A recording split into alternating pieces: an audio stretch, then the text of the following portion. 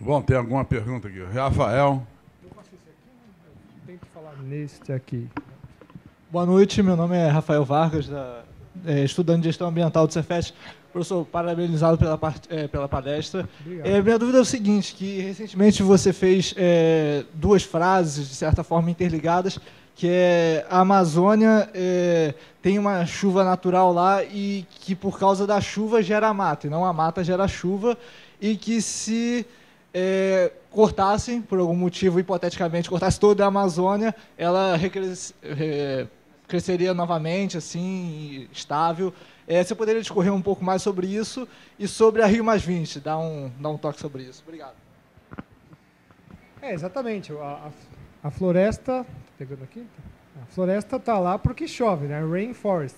Então, na verdade, ela aproveita essa situação de que você tem bastante umidade. O próprio tipo de chuva gerado com nuvens cumulonimbus, você tem formação de relâmpagos que vão sintetizar a base de nitrogênio, que são depositadas na superfície também.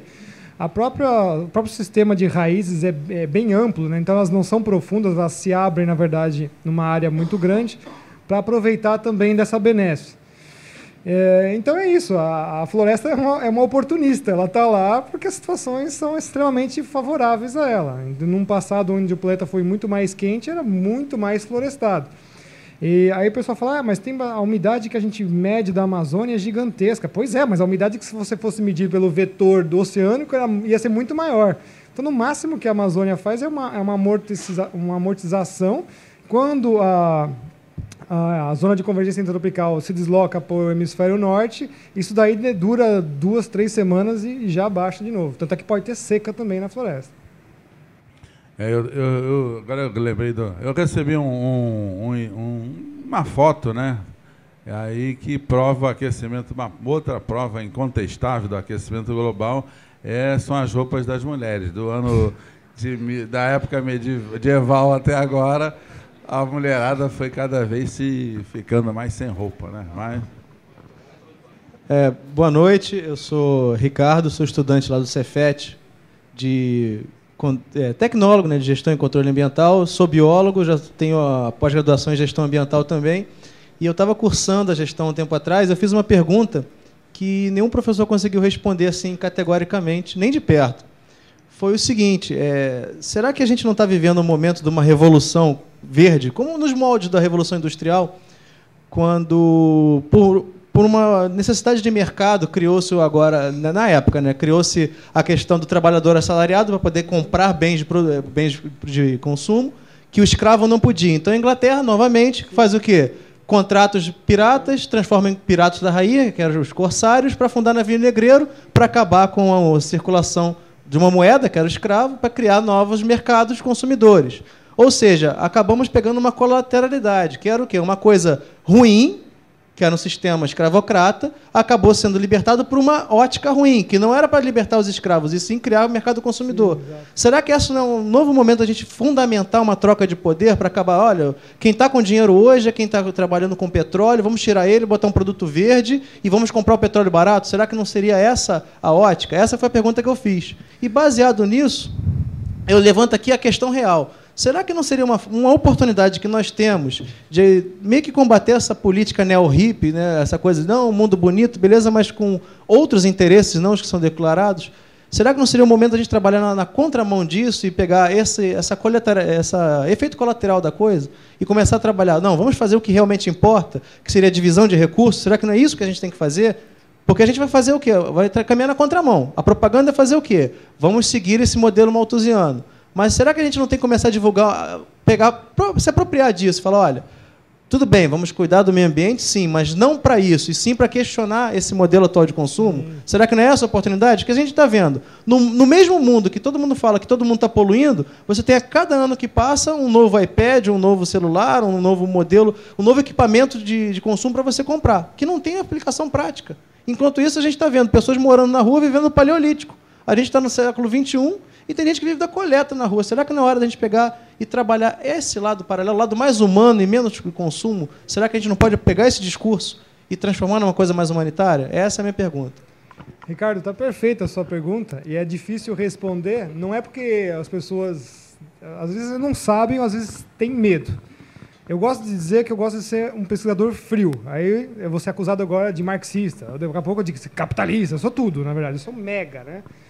Então, vamos fazer isso por uma óptica do sistema que nós estamos, capitalista. Ele está passando por uma revolução, como você falou, e a gente já identificou isso há 5 anos atrás, lá na geografia. Lá é o foco do marxismo, todas essas coisas, enfim. A gente não tem problema nenhum em discutir essas coisas. E realmente o que você falou está certo. A gente está percebendo que o sistema capitalista está passando por uma nova revolução, que primeiro foi o industrial, o comercial e o financeiro. Ele está tentando fazer uma quarta, que é o essa eco-negócio, essa coisa aí, que na verdade são os outros 3, um up a mais. Exatamente. A sua análise está perfeita. É isso mesmo que você está enxergando. E aí, como é que você falou? Ah, quero o iPod, não sei o quê. Por quê? Agora você destina a sua frente produtiva a gerar o quê? Porcarias. Em vez de atender às necessidades que você deveria atender. Porque o próprio sistema capitalista, quando ele vai se fundando, se firmando, isso depois de 100 anos que ele já estava implementado, a desculpa era que, olha, eu vim para todos, né? Todos significa dar realmente aporte e tudo mais. Pô, seria exatamente muito bom, porque aí todo mundo teria produtos, né, pelo menos de primeira necessidade, e depois sim, quando você tivesse atendido toda a população, você poderia verter essas frentes produtivas para fazer outras coisas, outros benefícios. E aí a sua análise é perfeita, porque o que você faz? Você engana, né, e com esse discurso da 4ª geração, ele fala assim, olha, a gente não vai poder atender às necessidades daqueles, quer dizer, nunca atendeu nos últimos 300 anos, agora a gente vai atender nos próximos 10 e 20? Claro que não. Vai continuar mantendo 80% da população na Idade Média ou na Idade da Pedra, a sua análise está perfeita. E não é por isso que eu estou falando que eu sou marxista, nada, é uma análise fria do que está acontecendo. Então, a gente tem que pular fora, é o que você falou, tem que romper. Então, um ambientalista qualquer aí, enquanto ele não romper consigo mesmo, ou seja, quebra de paradigma, como os climatologistas fizeram, os climatologistas são céticos. Não, é uma quebra do paradigma que está sendo colocado. A gente quebrou e rompeu. Enquanto os caras não fizerem isso também, eles perdem legitimidade. Eu espero, não sei se eu atendia bem a sua pergunta, tá? É isso que você queria ouvir, eu posso ir mais, mas... Tá certo? Não, eu quero ser o cara que respondeu. Você chegar lá e falar assim, não, o Ricardo sabe do que está falando e respondeu o que eu queria ouvir. A sua análise fria é isso mesmo, não tenha nenhum problema de, pô, então os caras estão realmente, né? O sistema capitalista, ele é muito plástico. Ele amolda e fagocita aquilo que o combate. Ah, você quer produto verde? Peraí, né?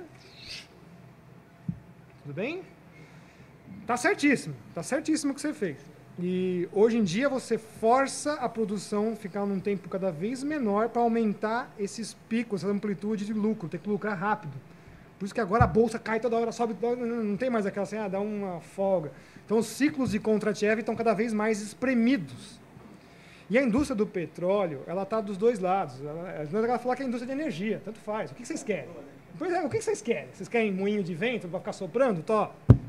Você quer uma fonte segura? Petróleo, infelizmente, né, ou felizmente, eu não tenho nenhum problema com isso. O petróleo, para mim, eu corroboro de uma outra teoria, que é a origem abiótica do petróleo. Tem petróleo para mais de 1000 anos aí ainda. E se você criar uma burocracia internacional sobre petróleo, sensacional para esse capitalismo de 4ª geração.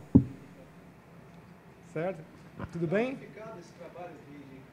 Trabalho paralelo? Está sendo feito alguma coisa? Então, o problema disso é que você está em cima da crista da onda. Você está em cima da crista da onda e ainda você só consegue fazer esses tipos de cenários. Nem é previsão, não é prognose, nada. Você, olha, tem isso aqui, tem isso acontecendo, etc. e tal. Então, a gente só vai saber disso, Ricardo, quando a gente tiver com 60 anos de idade, mais uns 20 para frente.